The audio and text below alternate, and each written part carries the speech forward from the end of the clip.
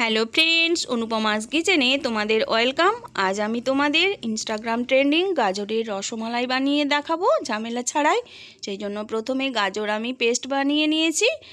প্রথমে কড়াইতে দিয়ে দিলাম 1 চামচ ঘি, আর একটা এলাচ ফোড়ন দিয়ে দিলাম গাজর। ভালো করে নেড়ে চেড়ে দিয়ে দিলাম চিনি আর সুজি গাজরের সঙ্গে ভালো করে মিক্সড করে নেব। তারপর দিয়ে দিলাম দুধ দিয়ে সুজির একটা ডো বানিয়ে নেব।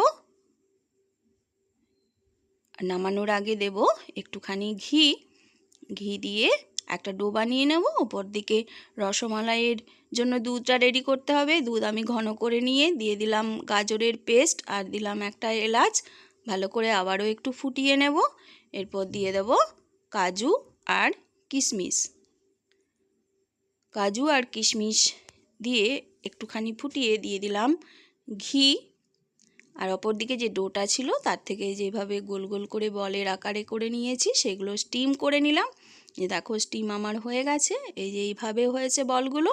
এরপর ফুটিয়ে রাখা দুধের মধ্যে দিয়ে আবারও একটুখানি ফুটিয়ে নিয়ে নামিয়ে নিলেই হবে ঝামেলা ছাড়া ইনস্টাগ্রাম ট্রেন্ডিং গাজরের রসমালাই। তোমরা ওইভাবে বানিয়ে খেও এবং আমাকে কমেন্টে অবশ্যই জানিও। Please like, share, comment and subscribe my channel.